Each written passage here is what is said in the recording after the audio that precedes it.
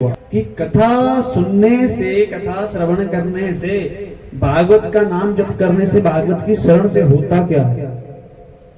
तो बोलते हैं कि भगवान और भागवत में कोई अंतर नहीं है। और जो कथा सुखदेव जी के द्वारा सुनाई गई, किसको? राजा बोलिए, बोलिए राजा परीक्षित जी महाराज की। तो महाराज बोलते हैं कि उनके मुख से, उनकी वाणी से जब शब्द निकले थे ना, तो लोगों को इतना मन भाव परिवर्तित हो गया था कि लोग जीना सीख गए। जिस कथा में सुनने से आपके मन को खटखट ना हो, जिस शब्द को सुनने से आपके अंदर परिवर्तन ना हो, आपको उल्टा ना लगे, कुछ लगे ना, वो कथा क्या नहीं होती? अच्छी नहीं होती। क्यों नहीं होती? हम तो बुराई में हैं ही हैं। कोई भी ऐसा व्यक्ति नहीं जिसमें एक बुराई ना हो। जिस कथा के एक शब्द से आपके मन में खटखट लगी, समझ लो वो कथा सार्थक हो गई। लगती है ना? कुछ भी लगे कि महाराज ऐसा क्यों हुआ, ऐसा कुछ भी लगे, आपको तो लगेगा कि क्यों बोला गया, लेकिन याद रखो वही कथा, वो शब्द अपने लिए नहीं, सबके लिए सोचना। आप अपने लिए करोगे, लेकिन आप ऐसा सोचना कि मैं पब्लिक हूं, मैं 10 व्यक्तियों में बैठा हूं, और यहां से लेकर के वहां तक हर व्यक्ति का हृदय अलग अलग है, हर व्यक्ति की भावना अलग अलग है। एक बात निकलेगी तो सबका मन अलग अलग बातों को कैप्चर करेगा। ऐसा होता है ना? तो मान लो कि 150 बंदे बैठे हैं, तो एक शब्द 50 बंदे बांटेंगे, एक जैसा रहेगा, उसका अर्थ एक जैसा रहेगा, तो सबके लिए होता है महाराज। जो है ना भागवत फल है ना, इसका रस जो है व्यास जी बता सकते हैं। व्यास जी में ऐसी रचना की गई है कि जो भागवत करने वाले होते हैं, जो व्यासपीठ में जो विराजमान होते हैं, भगवान उनके मुख में जो कथा है, भागवत है, उनके मुख से अपना सिमरण करवाती है कि इसके जो गुण है ना अद्भुत है, इसका जो शरण है ना अद्भुत है। जो उसकी शरण में आ जाता ना, वो तो जीवन जीना सीख जाता है। अब समझ लिए कि शरण में भी आ गए, शरण में भी आकर के महाराज क्या करें क्या नहीं करें, क्या करना चाहिए हमें कि जीवन अच्छा हो जाए। तो महाराज जीवन अच्छा करने के लिए हमें किस में आना चाहिए? पहले संसार में आना चाहिए।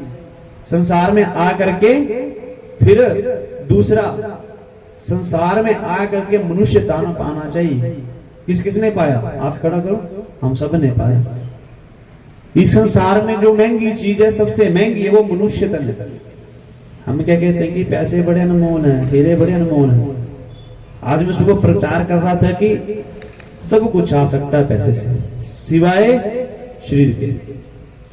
करोड़ों कमा लोगे, करोड़ों लगा करके शरीर नहीं बना पाओगे, फाल्ट पड़ जाएगा। तो सबसे अनमोल है तन। सबसे पहले तन को भी समय दो, थोड़ा सा एक्सरसाइज, थोड़ा वर्कआउट किया करो। फिर अपने मन को भी थोड़ा रिलैक्स रखा करो। जो सारे शरीर की रचना है ना, मन से होती है।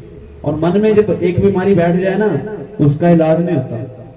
भूत का इलाज हो जाता है, मन में बैठे हुए भयंकर और बीमारी का इलाज नहीं होता है। उसका भी भागवत अच्छे से क्या करती है? पूरा क्लीन वॉश कर देती है। और तीसरा है धन, जिसकी चिंता में व्यक्ति हर समय रहता है, उस धन का भी मैनेजमेंट सिखा देती है कि महाराज धन खाने पीने और कमाने के सिवा किसी और के भी काम आना चाहिए। महाराज छिला जाता है, हम छिलका थोड़ी खाते हैं, उसका वो जो होता है कि रस के अंदर जो उसको गली बोलते हैं, डली बोलते हैं, जो भी बोलते हैं, उसको थोड़ी खाते हैं, उसके रस को पीते हैं। वैसे ही हम 4 घंटे बातें करते हैं। बातें करने का अर्थ है कि आपसे भगवान की चर्चा करते हैं, तो कुछ अपनी भी लग जाती है 2-4, कुछ इधर उधर की भी लग जाती है 2-4। उस छिलके को फेंक करके जो भगवान का सिमरण है, भगवान की बातें, उनको ग्रहण करना है। वो इसलिए की जाती है कि संसार में भी रहते हैं ना, तो संसार की बातें भी करनी पड़ती है। हम सभी संसार में रहते हैं ना, तो भगवान की बात करके संसार की भी करनी चाहिए, परिवार की भी करनी चाहिए, शरीर की भी करनी चाहिए, अभी तो सब बात करनी चाहिए, ताकि हमें सब माहौल में रहना आ जाए। भागवत ऐसी कथा है। बोली भागवत भगवान की, कृष्ण कन्हैया लाल की। अब सोच लिया कि व्यास जी कल से बोल रहे हैं कि भगवान का नाम लेना चाहिए, दया दान करना चाहिए, सब कुछ करना चाहिए। करना क्या नहीं चाहिए वो तो बताया नहीं। सब कुछ ही करना चाहिए, तो क्या नहीं करना चाहिए? सबसे पहले तो मन में ये सोच रहा ना कि भगवान मैं आपकी, आप मेरे हुए, मेरे से कोई बुरा काम नहीं होना चाहिए जीवन में। जो व्यक्ति ऐसा सोचता है, प्रणाम करता है, कौन कहता है ऐसा रोज भगवान को? हाथ खड़ा करो। अच्छा भैया डिमांड बड़ी है, जोरदार तालियां। मैंने सोचा मैं ही बुरा हूं एक इंसान, आप तो बड़े अच्छे हैं सारे, है ना? तो अपने से अच्छा करने की कोशिश करनी है। कभी बुराई हो भी जाए, किसी से बहस हो जाए, किसी से लड़ाई हो जाए, तो भगवान से समझ आसना कर लेनी चाहिए, क्योंकि भगवान ही संकट हारे हैं, भगवान ही पालनहार है। तो बोलते हैं कि भगवान कि व्यक्ति को क्या करना चाहिए? बोलते सबे पुंसाम परो धर्मो जतिर भक्तिर दोक्षजे अहि दुख्य प्रति कर्ता जयात्मा संप्रसिद्धति। मैया ये नहीं करना चाहिए, कथा में बातें नहीं करनी चाहिए, उसको अगले जन्म में कौवे का जन्म मिलता है। एक क्षण भी बात करोगे तो समझ लो एक बार कौवा बनना पड़ेगा। अब एक बार कौवा बोल पड़े तो बीच में कम से कम आपको 200 बार राधे राधे मन में करनी चाहिए। अभी तो बस राधे राधे राधे राधे, चटपटी कथा इसलिए नहीं कर रहा हूं कि थोड़ा सा 2 दिन श्रवण करो, फिर आप कथा में नाचोगे नाचोगे मुझे भूल जाओगे, है ना? तभी तो आपको कथा ज्यादा श्रवण करवाई जा रही है कि सबे पुंसाम परो धर्मो, कि धर्म क्या है, भक्त को क्या करना चाहिए। वैसे तो 6 क्रम बताए गए हैं कि व्यक्ति को ये करना चाहिए, नियम से रहना चाहिए, कानून से रहना चाहिए, धर्म में रहना चाहिए, परिवार के संग कैसे रहना चाहिए, वो तो सब आप अच्छे से कर ही रहे हैं। अगर आ रहे हैं यहाँ पे तो अच्छे से कर रहे होंगे, लेकिन अपने लिए क्या करना चाहिए कि जो अपना अपना है भगवान का ध्यान करना चाहिए। भगवान आपके बैंक बैलेंस का हिसाब नहीं पूछेंगे, भगवान आपके कोठी का हिसाब नहीं पूछेंगे, प्रॉपर्टी का हिसाब नहीं पूछेंगे, क्या खाया वो नहीं पूछेंगे।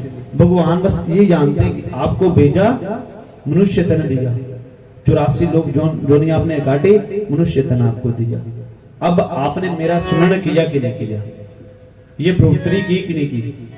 क्योंकि मनुष्य ने ही धरती को टिका रखा है, धर्म मनुष्य करेगा तभी टिकेगी। अगर मनुष्य दया दान धर्म करेगा तो मनुष्य ही कर सकता है वो। अब कुत्ता बेचारा किसी पर क्या दया करे, उसे अपनी रोटी की टेंशन बड़ी होती है। हम इतनी व्यवस्था दी है कि दिमाग से कुछ कर सकते हैं, हाथ से कुछ कर सकते हैं, हमारे पास जो है उसका हम प्रयोग कर सकते हैं। उल्टा ना करके सीधा करो तो कितना अच्छा है। कल अच्छा किस किस ने सुबह कल से रोटी का टुकड़ा दान किया?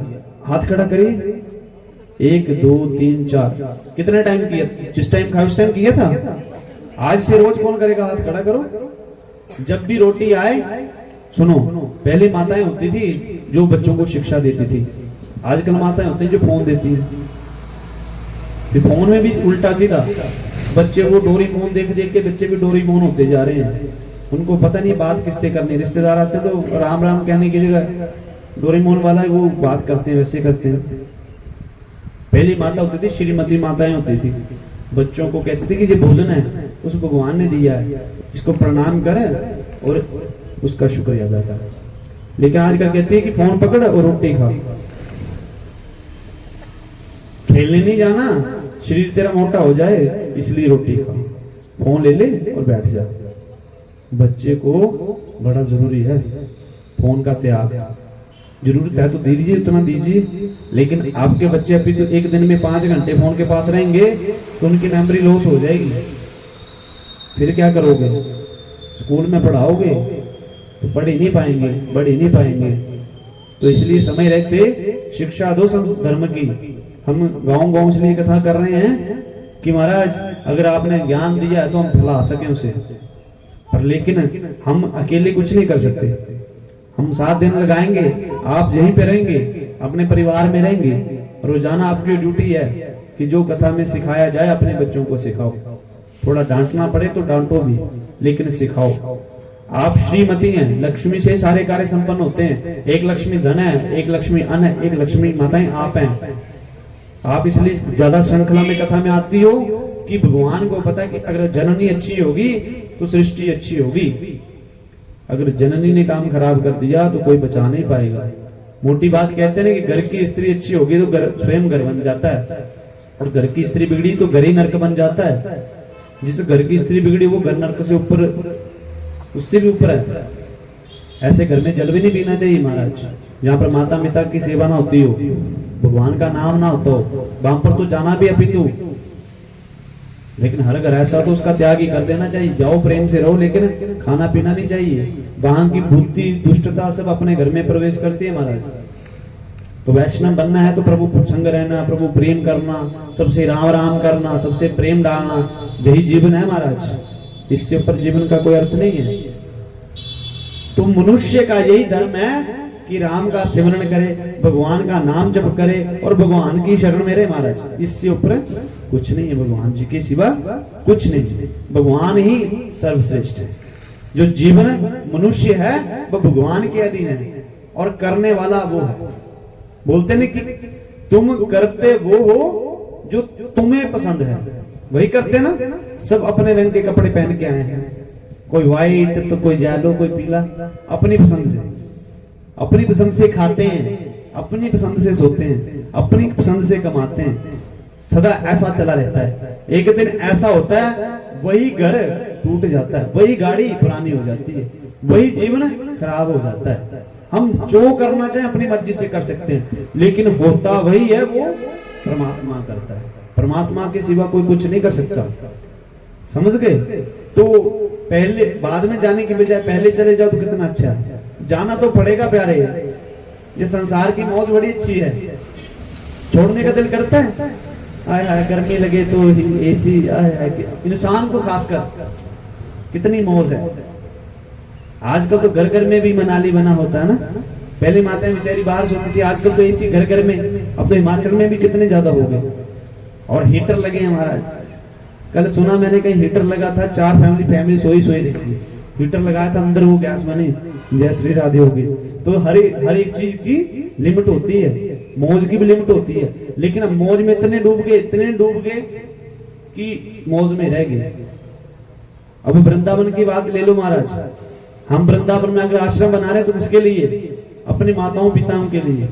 कि जीवन में ज्यादा नहीं, मैं कहता हूँ हम भी संसार में आते हैं, लेकिन 2 महीने 3 महीने में वृंदावन जाते हैं, साधुओं का जीवन व्यतीत करते हैं। वहां पे पांव रखते ही सब कुछ भूल जाते हैं। वहां की भूमि ऐसी जब वक्त है ना।